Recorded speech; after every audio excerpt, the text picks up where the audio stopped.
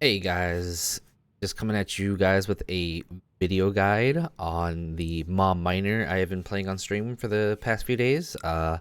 Originally I'd made this probably about a week ago. We went through a lot of different MoM builds. We tried out the MoM Bane, MoM BV and all that, but at the end of it all, I've come back to MoM Miner. I'm very keen on the miner playstyle. It's something I've been playing since I pretty much started playing the game.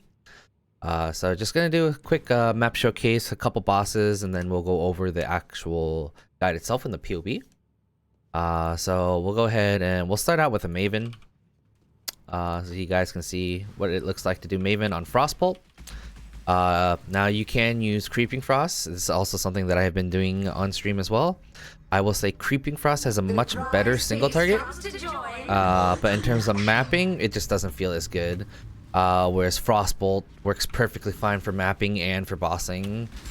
As you guys can see here, we're still insta-killing it, and I always like seeing the balls return on the Frostbolt. Always a fun thing to do. So before every phase, our rotation, we put up a wall, bear trap, and then pop your Arcane Cloak. Death will not be an escape.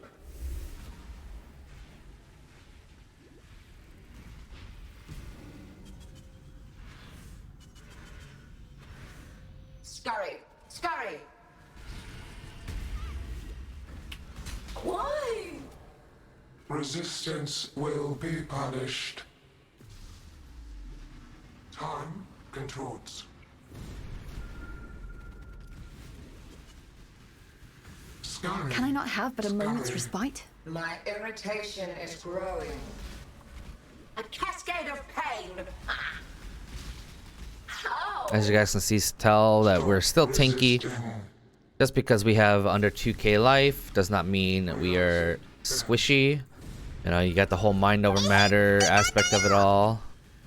Oh, hey, look, I had a life switch go off. Arrogant toy. Stand still. I require aid. So yeah, that was a Maven kill.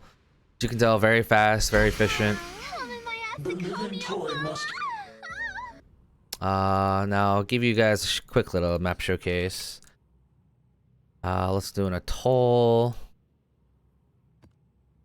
Just throw an alk on it, sure. We actually want Zana. Just in case, you know, still farming some harvest ups. I don't even pop RF in maps. I just go and just pretty much pop Arcane Cloak whenever it's down. I pretty much don't stay because I have a lot of balls. If the balls don't kill anything, they do have a chance to return, which I will go over why that is. But yeah, just pretty much still a quick mapper. Berserk makes you run really fast, and then you're still quite tanky.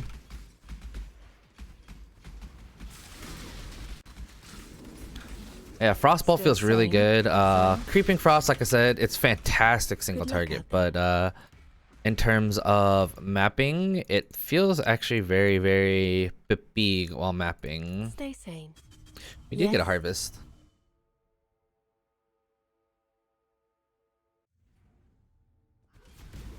And it's right at the beginning, Pog. So yeah, harvest, let's see, we got defense. We'll go with this first. All I don't even pop RF on these. I just pop Arcane Cloak and pretty much just kill everything. Nope, nothing good there. 14 casters.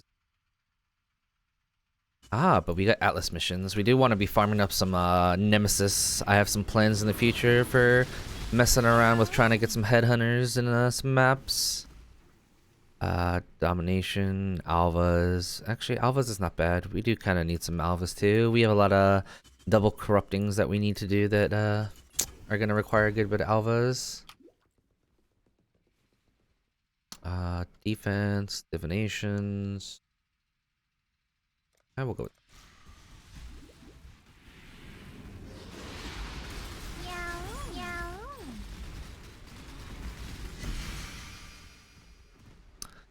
back some life. We got one div stack. Let me see. Do we have anything? Exalts. Sure, let's go with this. Yeah. And we lost. Never lucky. 4 crits. Can I not have but a moment's respite?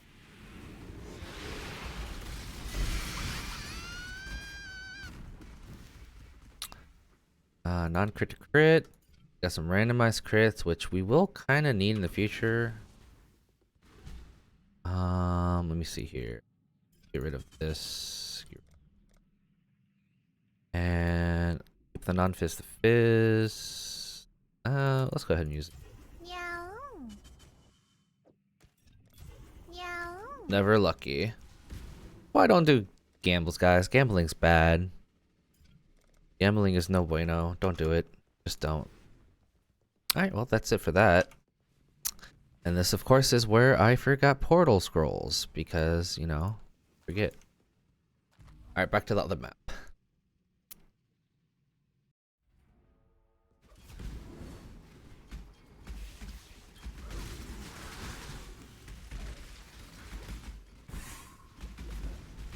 As you guys can see, mapping is fairly smooth, it's fairly quick, you're fast, we have a lot of flask effectiveness, so our quicksilvers make us go zoom on top of the berserk. All in all, very, very, very quick I tried mapper. to count the ones who followed Very her past strong, the very barrier, tanky. but none did. Overall, probably All who did fell to dust one of in the my light. more favorite This was builds. the duty Probably of one alone. Probably takes The place whole in one vigil as of my nations top ripened 3 and the raw favorite and builds unshaped since was playing this forged game. in the heat of time's passage. Alright, so just to go over a little quick item overview. So what we have going on is we got Indigon, of course. Your best in slot enchant is Arcane Cloak for damage. Basically what that does is, as you can see, is Arcane Cloak spends an additional 15% of current mana. Whereas Arcane Cloak right now is level 30 and it says 74, so it will use 89% of my mana when I use it. Now, what Arcane Cloak does, as you can see, is you get 17% of mana spent, and it gives you added lightning damage, which is pretty much giving us a crap ton of lightning. So as you can see right now, our Frostbolt, with nothing going on, is about 11k full damage. Now, Arcane Cloak and with the Indigon, so you get 25% increased spell damage for each 200 total mana you have spent recently. And Arcane Cloak does spend. So as we click it, as you can tell here, we get a lot more cold damage, but if you see our lightning damage, we gain a lot of lightning damage when we use this, right? So we gain, what is that? 1.3 million lightning damage, right? Yeah, no, 139,000 lightning is added from 0. So we essentially have 0 altogether, but then we get 139,000 lightning damage added. And that's not a minimum of 130. That's not like a bad minimum. It's just straight up flat 139,000. So it's not like regular lightning damage spells where you have like a low, like let's say you have 1 minimum lightning damage and you have, you know, 10k maximum. It just gives you a flat out, just flat number of lightning damage, which is huge, which that also gets affected by Indigon as well. So the whole point of this build as a Can I not miner, have but a moment's respite? unlike BV and MoM is they constantly cast their spells or channel the Blight in order to maintain your Indigon stacks. As a miner, our mines, they do not change if we use Arcane Cloak or not. It stays at a 26 mana reserved. So we have no sustainability in our damage. Basically, we pop Arcane Cloak and we have about 4 seconds of damage. After that, we have okay damage if you're min-max like I am, but on a more budget scenario, you definitely will feel lackluster in damage unless you have Arcane Cloak popped up every time. So basically, yeah. So Indigon, and a lot of people are asking why Face Breakers.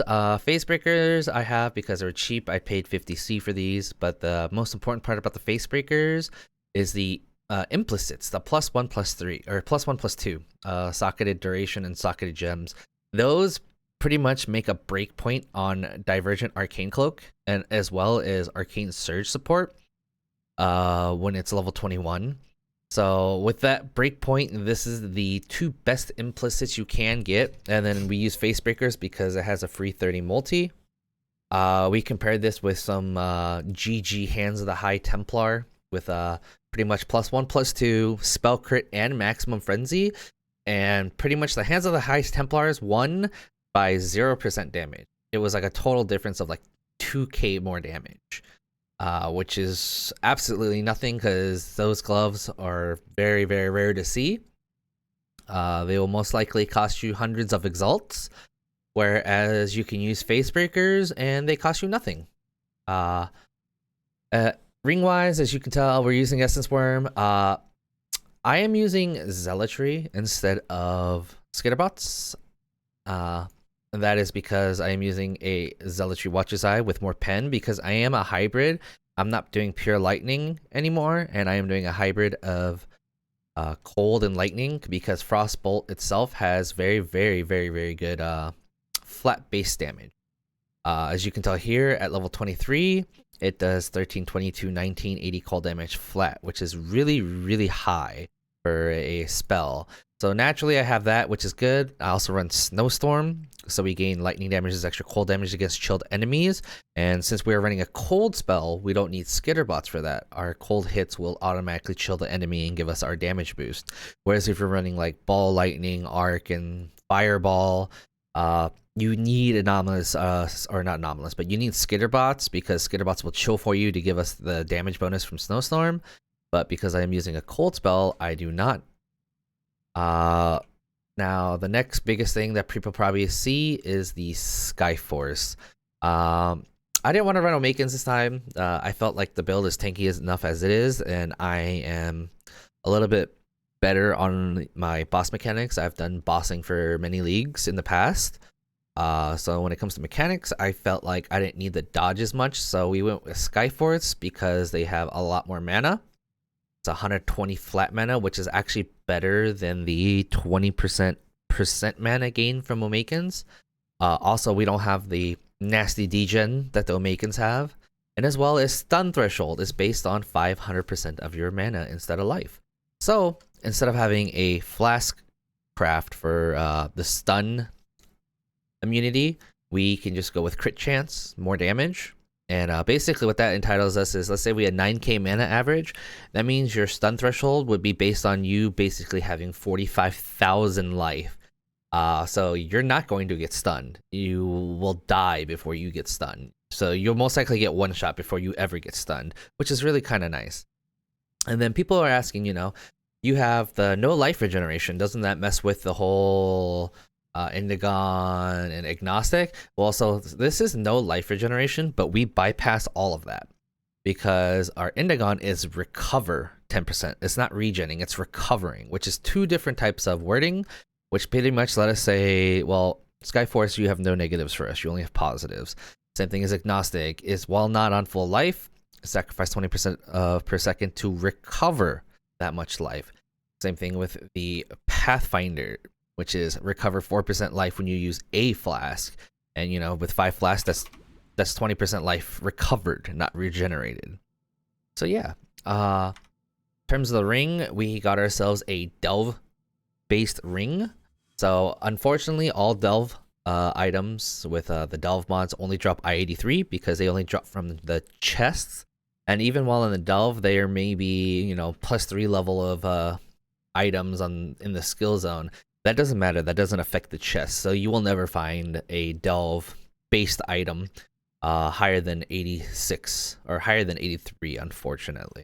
So, unfortunately, all our mods are tier 2, minus the life. At Series Foible, best in slot amulet. I've tried replicating a mirror tier amulet with all the best mods possible, and it still does not beat Aziri's Foible in my setup. So we, of course, went ahead and shaped an Aziri's Foible because if we're going to use uniques, why not make him fancy? So we got a shaped Cloak of Defiance, as you can see, the shaped Essence Worm, shaped Skyforce, and the shaped Foible. Weapons, so same weapons as before, except we decided to go up a little this time. We went with synthesized bases, with spells have 10% chance to deal double damage. Now, one of the biggest questions I had in chat while streaming is how do you get the mana and the +1 spell skill gems without fracturing? Now, it's a very, very, very, very big pain in the butt to do. But basically, the way you have to do it is you have to alteration spam till you get +1 level of all spell skill gems. And you want to make sure it doesn't have a suffix on it as well. Just only plus level of all spell skill gems. Then what you would do is craft on multi-mod. So now you have a magic base with all spell and multi-mod. You imprint it, and then after imprinting it, you want to regal it and hope to God you hit a prefix. After that, you would want to craft on cannot roll attack, cannot roll caster. So we'll go ahead and we'll pull this up in Craft of Exile so you guys can get a generic idea of what this would look like. So we go one-handed, and the reason why we do it on daggers are actually easier to hit the T1 mana roll. So basically, we want to go to Exalt, right? We're going to be Exalt slamming these. First, we need to... No, that's fine. Exalted. All right, so let's say we have our plus all spell skills already. We'll have our crafted mods. So can have, not prefixes, but cannot roll attack, cannot roll caster. So when you do that, you pretty much get rid of everything except the as extra chaos, the damage over time multipliers, and the maximum mana. So when you're Exalt slamming with those odds, you have a rough estimate of 1 in 37 to hit tier 1 mana. So basically, when you have your dagger like this, and you'll have the random prefix from regaling it after imprinting it, you're pretty much going to Exalt slam. If you hit mana, you're going to have to annul off the mana. And if you hit the cannot have crafted modifiers, that's fine if you hit the mana afterwards, because the main things you need is cannot roll attack, cannot roll caster. And pretty much it comes down to a peekaboo of Exalt slamming, annulling. Let's say you fill your prefixes and you didn't hit the mana, you can just harvest target craft and remove it through harvest, or you can just say, I don't want to bother with buying stuff off of TFT and Path of Exile Trading Discord. I'm just going to annul it. So pretty much that's how you do it. And basically, you repeatedly do that till you hit the T1 mana. The next step of what I did was I got T1 multi onto it, or T1 crit chance. So you can pretty much block attack rolls after you've done it, and just crit, remove add crit till you hit T1 of something, and then you hit multi-mod, +2 socket supports, and the double damage. And then to get rid of the multi-mod, all you got to do is do a non-crit to crit, and it has a 50% chance of hitting multi-mod or the chance to deal double damage. And that's guaranteed because you have full suffixes. So it can't remove a prefix because you have full suffixes, so it has to remove a suffix in order to do it. If you don't hit the double damage, or if you hit double damage instead of the multi-mod, you can always do remove crit, recraft, and do it again until you get it. And then to get the T1 multis, basically, it's a you pray to God that you hit T1 crit chance or T1 multi on your non-crit to crit.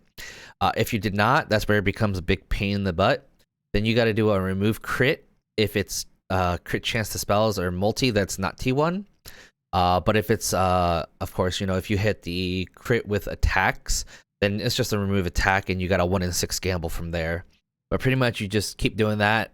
Pretty much you keep going for the T1 multi or T1 crit chance for spells, and then you have a 1 in 6 chance to either Aug Caster for T1 crit chance for spells or Aug Crit for the multi. Now with the Aug Crit, you might hit attacks with crit chance, which you just can remove with remove attack, of course, through harvest. So yeah, these weapons can be a very big pain in the butt to make. If your RNG is good, you can make them for probably maybe within 200x. If your RNG is horrible, you can end up spending a lot more. One of our daggers, we spent about 400x to make it, and the other one, I think we spent roughly somewhere between like 200 and 300x to make the other one. One of them is spell damage and trigger, because we do need one of those, and the other one is +2 and double damage for our Berserk setup with Enhance. All right, for belts, pretty much it's the same as the belts as you've seen in the other videos, except for this one, we went with increased flash charges, because now instead of just doing flask effectiveness for 6 to 8%, we are now using the 33% reduced flash charges gained, so we can have 14% effect of flasks. So this time we decided to go with the increased flash charges gained.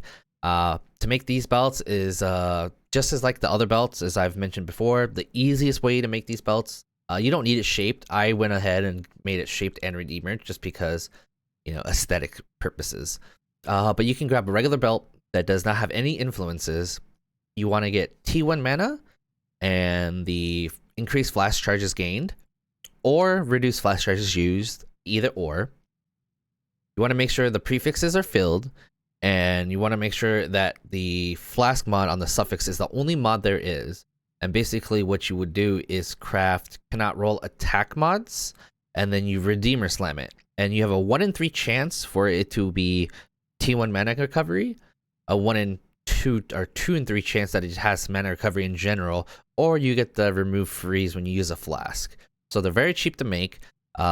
Unfortunately, the reduced flash charges used market has been kind of bought out since this build has gotten so popular, but the increased flash charges gained isn't that sought after because everyone else sees the reduced flash charges mod. So if we go to Path of Exile trade, we want to look up maximum mana, which T1 is 65 minimum, and then you can go to count as 1, and you can go for squiggly line or asterisk or tilde, or I forgot what the exact term for that key is, but you use that and you can just go flask charge reduced. No, not that one. Reduced flask charges used, or what is the mod I'm currently using? Increased flash charges gained. Flask charges gained. And I believe there is actually a couple different tiers for this one, so we'll do 21. Then we go to Stygian Vice. And you want to make sure that they're not influenced. So you're just going to hit no on all the influences. Then you'll go search. Now, as you can see here, we got stun enemy threshold. Now, these are a lot cheaper. Like I said, with the increased flash charges gained, everyone's been on the hype train about the reduced flash charges used, which the increased flash charges gained is almost the exact same thing. So you can do either or. So there's a bunch of them with a bunch of suffixes. You can always buy them and annul them if you want. That's up to you. There's like one here. This one's imprintable, which actually this is not bad. But basically you want to go look, for example, here. This one has T1 life, T1 mana, increased flash life recovery rate, which you can always remove that and fix a belt later. That's 8x. It looks like, unfortunately, these belts have been compromised. They were cheaper before, but you can always buy like the 5C1, 7C1s and annul it down. Basically, like I said, make sure your prefixes are full. Make sure your suffix is the only has the flask mod, and then you craft cannot roll attacks and exalt slam. And then to get the chaos res, of course, is all chaos, and life is remove at lives, and there you pretty much have a GG belt. Now in terms of clusters, we're doing the same thing as we did previously on our fireball miner that we had played earlier. We have widespread destruction, scintillating, and snowstorm. Now the widespread destruction actually doesn't do anything for Frostbolt, unfortunately, because it doesn't have an AoE tag. But it does work for creeping frost, so it doesn't really matter. It's very, very small, negligible differences, because you either get widespread or you get disorienting display. I do that for at least one of them, so we get a chance to blind when we use our elemental skill, which is our mines. And then, like I said, snowstorm, because the gain lightning is extra cold, is pretty big power spike. Clusters, we have, of course, liquid inspirations with spike concoction for one of them, and the other two are distilled and liquid. And then, of course, we have a master of fear and wish for death, so we get culling and unnerve from our sniper's mark on bosses. We have a healthy mind here to transform all this good life rolls to mana to get a lot of mana. We have our lethal pride, which gives us chainbreaker, Our lethal pride is 15385, and this does actually give us 15% double damage. This is the best in-slot lethal pride you can get for the build, for the mines at least. For your Bane builds and your BV builds, you can't have your lethal pride here because it messes with your supreme ego. So this is specifically for miners that don't use Vigilant Strike for Fortify. I personally dropped it because I felt like I was tanky enough without it, and I kill the bosses before they kill me either way. So that is why I have this opted here. And then over here, we have Transcendent Flesh. As you can see, it gives us 77 multi because you get 7 multi per 10 unallocated strength. And with our Lethal Pride being here, all these mods have strength on them. You also have 20 strength on the big node here, more strength here. And that is why we went with a Transcendent Flesh to give us more multi. Of course, we use for Frostbolt, we have a Frozen Trail ×2. That is how we get our good clear. And also the reason why we do that is because our Frostbolt, we use Phantasmal Frostbolt. Now the alternate quality of this, you have a 20% chance for projectiles to return to you. Basically, so what that means is with 2 Frozen Trails, which gives us a total of 4 additional projectiles, but also increased projectile speed, we shoot 5 Frostbolts per mine. And basically with a 20% chance for projectiles to return to you, which do note in mind that these can't hit the same target again on the way back, that pretty much guarantees that one of our mines, it'll hit again on the way back. Now, Frostbolt does not shotgun on the way out. So, like, say I stack all these on a boss, all 5 of these cannot hit. Only 1 can hit. But then the balls on the way back can also hit. So, basically, Phantasmal Frostbolt is a double damage multiplier. Kind of like Ball Lightning. The Divergent Ball Lightning, you have your balls to have a chance to be supercharged, which make them bigger and do 50% more damage. Basically, what that entitles is the bigger the Ball Lightning is, the more times it can hit within a duration.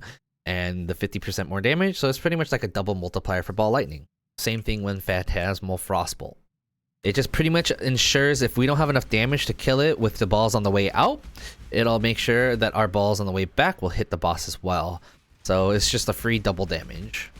And come on guys, Frostbolt, Shaper MTX, how can you say that this doesn't look good? Alright, so to bring up the POB. So the POB, as you can see here, without Righteous Fire, without Vow Righteous Fire, with just Righteous Fire, our Frostbolts with 10 mines active have an average hit of 22 million damage per ball. Well, per cast, I should say, because like I said, you can't shotgun with this. So per cast. So that's some pretty unheard of damage. And honestly, if this build doesn't get nerfed next league, it's going to be very surprising with how popular it is. Yeah, so this is just the POB and our configurations, just so you guys see. We have 3 Sigil of Power stages. Our Wave of Conviction does lightning damage as the majority. We have Enemies Are Chilled, Conk Ground. Of course, it's Cyrus, Power, Frenzy. We have Alchemist Genius. We spend roughly about 8,200 mana a second. We definitely detonate more than 10 mines recently. And recently means 4 seconds. So definitely do that. But yeah, that's about that. Now, like I said, you can also do Creeping Frost. So we can go away for our links. So like I said, in our +2 weapon, we have Berserk, Enhance, and Righteous Fire. In our helmet, we have Precision, Smoke Mine, Sigil Power, and Flame Dash. In our triggers, we have Sniper's Mark, Anomalous Wave of Conviction, Purifying Flame. And if you're going to do Purifying Flame, it needs to be the Divergent, because Conk Ground applies 5% increased damage taken to enemies. So that's just a more damage multiplier. In our gloves, of course, because of the +3, we have Arcane Cloak, Enhance, Arcane Surge Support, and Empower. In our boots, we have multiple traps, Anomalous Bear Trap for the skill effect duration. Now, I do Anomalous Bear Trap. You don't really need the multiple traps. I like the multiple traps just, in case I miss my bear trap on a boss. I just want to make sure, I make sure I hit them with it, because that's a free 25% increased damage from trap or mine hits. And then we have Enhance as well, because we have Anomalous Clarity, so that gives us increased mana recovery. Enhance is not needed. Multiple Traps is not needed. If you really wish, you could throw in other random stuff to kind of mess around with, but it's kind of what I've been going with right now. A lot of time for mapping and whatnot, I actually don't even use Bottled Faith because I have so much damage. I just stick with the quartz and just pretty much run. But a moment's respite? Flasks, like I said, is Alchemist, Quicksilver of Adrenaline. We got the crit for Enduring. We got Freeze. We got Curse, and we have a Wise Oak. That's also kind of why we went with Facebreakers and Skyforce. It makes our reses, as you can see, we only have 22 res right now, but it's balanced. But when we proc our Wise Oak, we get to 78%. And with how long flasks are alive, you'll never run out of flasks. To perma upkeep for your resistance is capped. So that is why I went with Facebreakers over the Hands of the High Templar, and instead of using Omekins, because I wanted to go for more damage on this build versus survivability, but still keeping the survivability as is. Because as you can see in here, we still have a 300k EHP average on an elemental hit and a 63k effective hit pull, just basic health pull. So yeah, we're still very tanky. We're definitely not as tanky as a Kane's miner. Now, if y'all don't know who Kane is, please check out her YouTube. She is a person that I know that has been playing this build for the past about 6 leagues, and I've learned majority of the stuff from her. Very, very, very, very smart gamer. But yeah, that pretty much does it about with Frostbolt. If you guys want to see, basically, if you wanted to change for Creeping Frost, if you plan on only doing bosses, what we do is we take out the double Frozen Trail. We throw in another triple crit multi throw speed jewel. So we replace that with that. And then for links, we use Waken GMP, Creeping Frost, and then we stick with Swift Assembly, Trap and Mine, and the Diversion Charged and High Impact. And pretty much that's what we do if you want to use for Creeping Frost. Now, the reason why this does so much damage, let me see here, and I'll show you on an Elder. The reason why this does so much damage, even with Awakened GMP, so as you can see here, it spreads out, but it's shotguns. So let's see if I can show you guys an example of the shotgunning difference on the boss.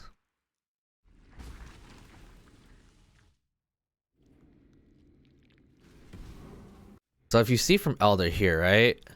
How exciting. So if we shoot from here, it doesn't shotgun very well, right? But if we throw it on the boss, every single projectile shotguns, except for, of course, when it has sniper mark. But when you're on the boss, we have 7 projectiles. All 7 projectiles spawn and shotgun the boss, which is by far, I think, really stupid. That for the fact that Creeping Frost can shotgun like this when it's on top of a mob. So with Creeping Frost and a mine, the single target of the skill is actually insane. Now, for like I said, for mapping, it's not as good. But yeah, if you see here, right?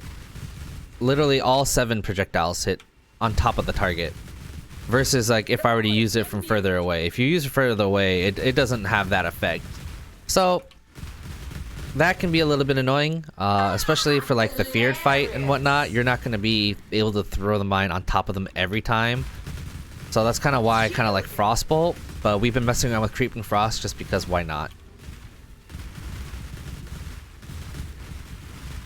Time's atrophy.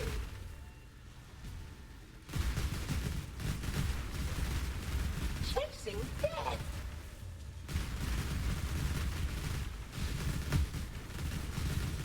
Shielded.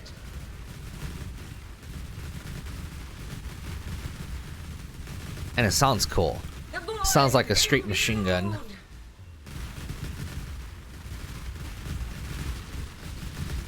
Shielded. To me, exile, quickly! This is exquisite.